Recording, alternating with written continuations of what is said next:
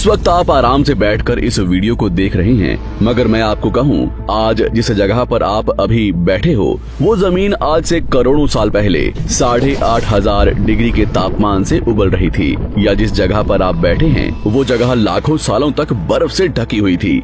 ये दोनों बातें सच हैं। इस 15 मिनट की वीडियो के अंदर आप पृथ्वी के 450 करोड़ साल के सफर को देखने वाले हैं। जिस जगह आज हमारा सौरमंडल है, वहाँ विभिन्न प्रकार की गैस और धूल के बादल हुआ करते थे। वैज्ञानिकों के मुताबिक इन धूल के बादलों से दूर एक तारा हुआ करता था।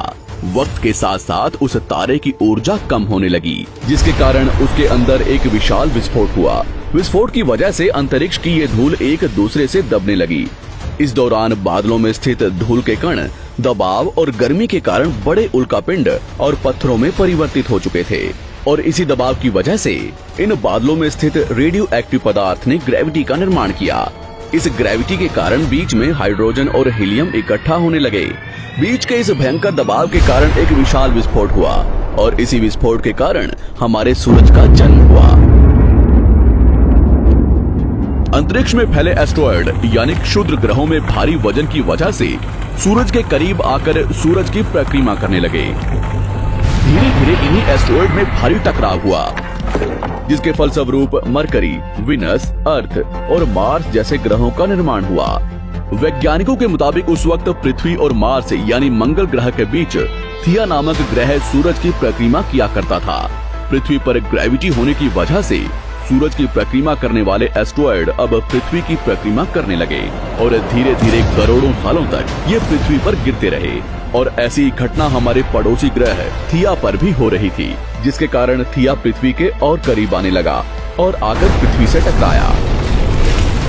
इस भयंकर टकराव की वजह से पृथ्वी के हिस्से कणों के रूप में अंतरिक्ष में फैल गए और एक रिंग्स की तरह पृथ्वी की परिक्रमा करने लगे। इन्हीं परिक्रमा करते हुए कणों में टकराव होने लगा, जिसके कारण हमारे चांद का निर्माण हुआ। उस वक्त पृथ्वी पर सिर्फ एक ही समुद्र हुआ करता था, और वो था 1900 डिग्री सेल्सियस की तापमान पर उबलते हुए लावे का।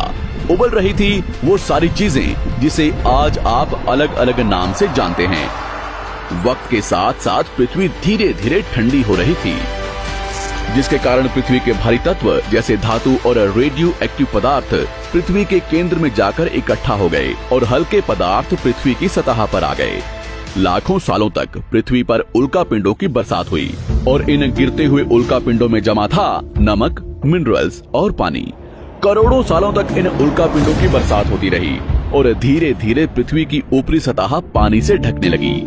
वैज्ञानिकों के मुताबिक यही वो वक्त था जब दूर गहरे पानी के अंदर निकलते ज्वालामुखियों से पहली बार सूक्ष्म जीवों का निर्माण हुआ। लाखों सालों बाद एक वक्त ऐसा आया जब पृथ्वी की पूरी सतह पानी से ढक चुकी थी। हमारी पृथ्वी के सबसे अंदर का कोर रेडियो एक्टिव पदार्थ से बने होने की वजह से हरदम गर्म होता रहता है, लेकिन जब भी पृथ्वी की ऊपरी जमीन ठंडी हो जाती है, तब पृथ्वी के अंदर की गर्मी बाहर नहीं निकल पाती, जिसके कारण ज्वालामुखियों का निर्माण होता है। और उस वक्त कुछ ऐसा ही हुआ। पानी से ढकी हुई पृथ्वी पर हजारों की तादाद में ज्वालामुखी निकलने लगे, और आने वाले लाखों सालों तक इन ज्वालामुखियों का निकलना जारी रहा, जिससे पानी के ऊपर जमीन का निर्माण हो रहा था। इस वक्त भी पृथ्वी पर वातावरण न होने की वजह से अंतरिक्ष से उल्कापिंडों की बरसात हो रही थी। आज से लगभग 300 करोड़ साल पहले पृथ्वी पर ऐसा वक्त आया जब पृथ्वी का वातावरण लगभग स्थिर होने लगा था। ज्वालामुखी निकलने धीरे हो गए थे, और पृथ्वी का एक दिन 12 घंटे का हुआ करता था। साल बीतते गए, और धीरे धीरे ये सूक्ष्म जीव विकसित होते गए और समूह में रहने लगे। आज से लगभग 250 करोड़ साल पहले पहली बार पृथ्वी पर ऐसे जीवों का निर्माण हुआ जो जीने के लिए ये पानी के अंदर के मिनरल्स यानी खनिज पदार्थ और धूप का इस्तेमाल करते थे, और मल त्याग के रूप में ऑक्सीजन बाहर निकालते थे। इस वक्त तक पृथ्वी पर ज्यादातर ज्वालामुखी निकलने बंद हो चुके थे, और इन माइक्रोबैक्टीरियाज की वजह से वातावरण में ऑक्सीजन की मात्रा बढ़ रही थी।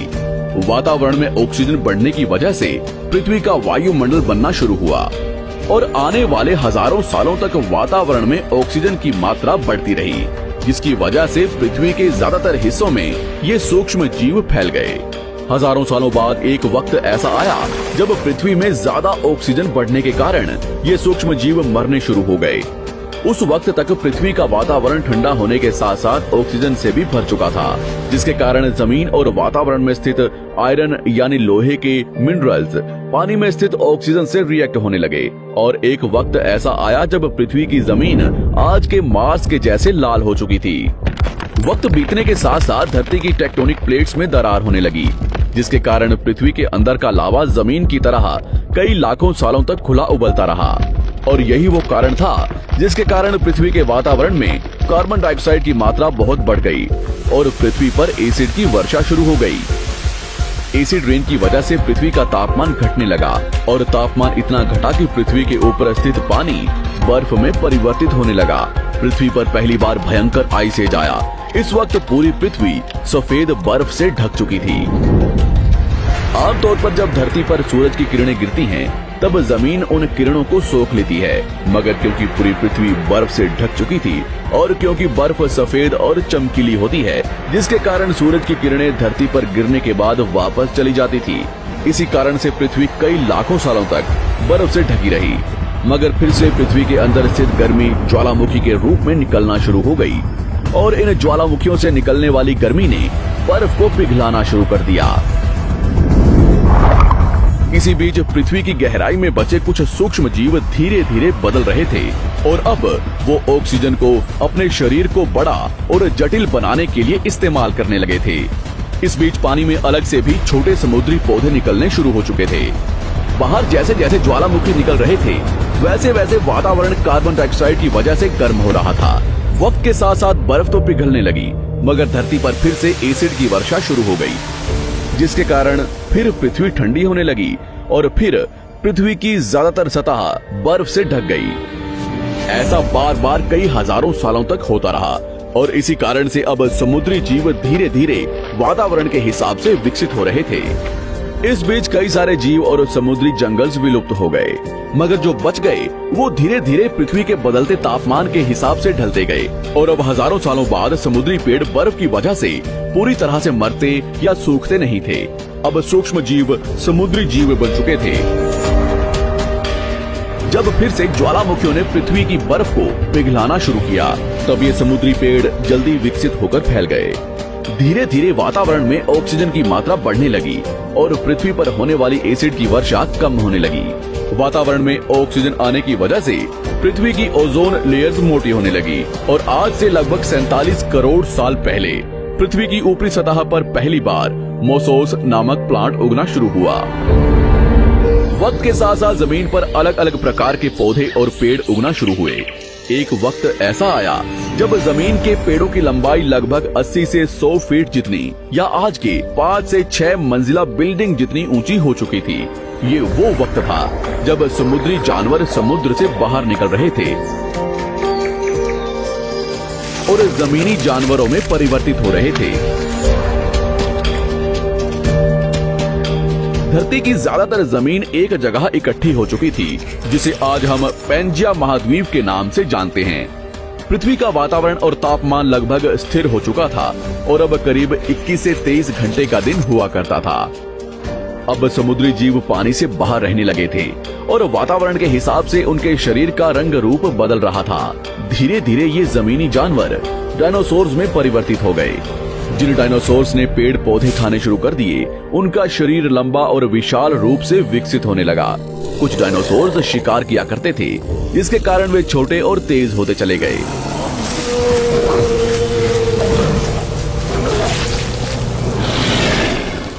पृथ्वी की ऊपरी जमीन एक जगह इकट्ठी होने के कारण ज्यादातर जमीन रेगिस्तान और बंजर हो चुकी थी। ज्यादातर जंगल समुद्र के करीब हुआ करते थे, जिसमें डायनासोर्स रहा करते थे। आज से लगभग 20 करोड़ साल पहले पैंजिया महाद्वीप टूटना शुरू हो गया। पैंजिया के विभाजित होने की वजह से पृथ्वी की ज्यादातर ऊपरी जमीन पानी के संपर्क में आने लगी, जिसके फलस्वरूप पृथ्वी पर हरियाली बढ़ती गई, जिस वजह से डायनासोर्स और ज्यादा विभिन्न और विशाल होते चले गए। डायनासोर्स ने आने वाले लगभग 20 से 30 करोड़ सालों तक पृथ्वी पर राज किया। उस वक्त डायनासोर्स समुद्र से लेकर जमीन और आसमान तक पूरी पृथ्वी पर राज किया करते थे।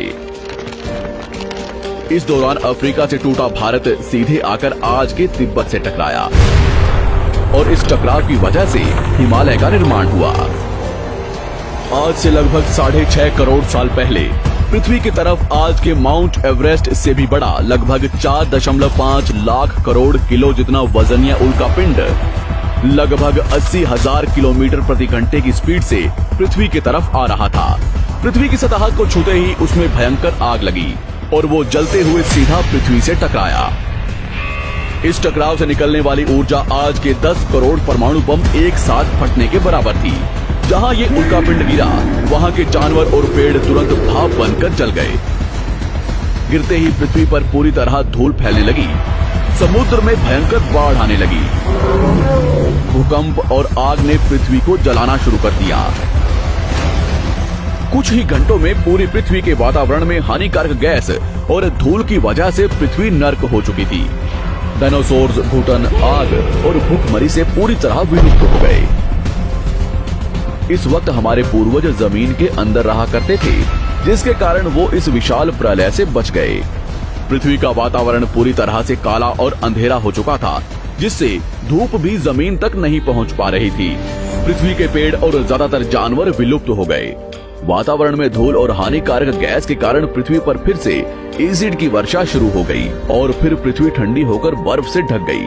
लेकिन इस बार पृथ्वी की बर्फ लाखों सालों तक नहीं जमी रही और 80 से 90 हजार साल बाद ये बर्फ पिघलनी शुरू हो गई। जैसे ही धरती पर वातावरण फिर से पहले जैसा होने लगा, वैसे ही ये छोटे जीव जमीन से बाहर आना शुरू हो गए। उस वक्त पृथ्वी की बर्फ पिघलनी शुरू ही हुई थी, जिसके कारण अफ्रीका में घने ठंडे जंगल हुआ करते थे और इसी बीच ये जमीनी जीव बंदरों में परिवर्तित हुए। मगर जैसे जैसे पृथ्वी गर्म होने लगी, वैसे वैसे अफ्रीका के ये जंगल सूखने लगे। जंगल की चीजें खाने वाले बंदरों को खाने की कमी होने लगी। खाने की तलाश में इन बंदरों ने अपने पैरों पर चलना शुरू कर दिया, जिससे उन्हें दूसरे जानवरों के शिकार करने में मदद मिलती थी। धीरे धीरे बंदर एप्स यानी वानर में परिवर्तित हुए। खाने की तलाश में ये एप्स पृथ्वी के दूसरे हिस्सों में फैलने लगे और धीरे धीरे उनके शरीर का रंग रूप वहाँ के मौसम के हिसाब से बदलता गया। वक्त के साथ साथ हम आदिवासी बने। हमने हथियारों से लेकर आग का आविष्कार किया। हम धीरे धीरे इंसान के रूप में विकसित हुए। हमने धर्म से लेकर परिवार, भाषा और संस्कृति का निर्माण किया और वक्त के साथ साथ हम विकसित होते चले गए और आज हम इस पृथ्वी की सबसे विकसित प्रजाति बन चुके हैं। पृथ्वी को आज के जैसे बनने में लगभग 450 करोड़ साल का वक्त लगा है और हमें एक छोटे जमीन में रहने वाले जानवर से इंसान बनने में कई लाखों सालों का। मगर हमने इन 100 सालों में जितना पृथ्वी को गंदा और तबाह किया है, उतना आज तक किसी भी प्रजाति ने नहीं किया होगा। हम फिर से धरती को गर्म कर रहे हैं और कार्बन डाइऑक्साइड की मात्रा बढ़ा रहे हैं। वैज्ञानिकों का मानना है कि पृथ्वी पर फिर से विशाल परिवर्तन होने वाला है। भविष्य में पृथ्वी कैसी होगी, जानेंगे हमारी अगली वीडियो में।